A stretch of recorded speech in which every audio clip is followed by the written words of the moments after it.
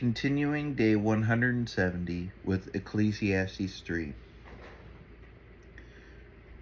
For everything there is a season, and a time for every matter under heaven.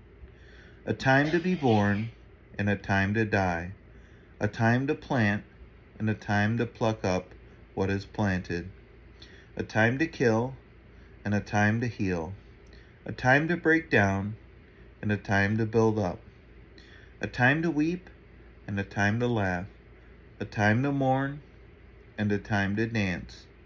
A time to cast away stones, and a time to gather stones together. A time to embrace, and a time to refrain from embracing. A time to seek, and a time to lose. A time to keep, and a time to cast away. A time to tear, and a time to sow. A time to keep silence, and a time to speak. A time to love, and a time to hate. A time for war, and a time for peace.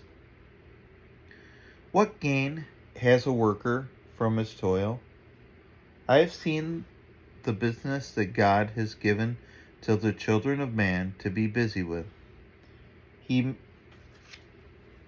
has made everything beautiful in its time.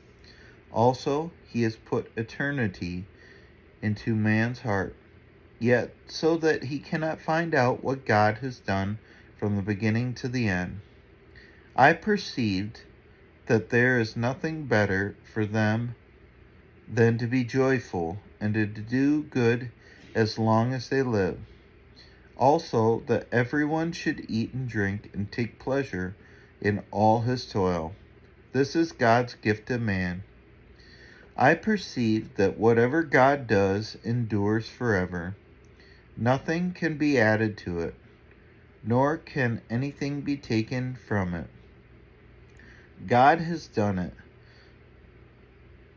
so that people fear before him. That which is already has been. That which is to be already has been. And God seeks what has been driven away. Moreover, I saw under the sun that in the place of justice, even there was wickedness, and in the place of righteousness, even there was wickedness. I said in my heart, God will judge the righteous and the wicked, for there is a time for every matter and for every work.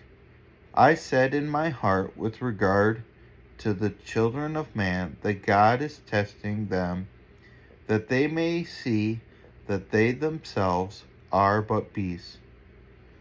For what happens to the children of man and what happens to the beasts is the same. As one dies, so dies the other.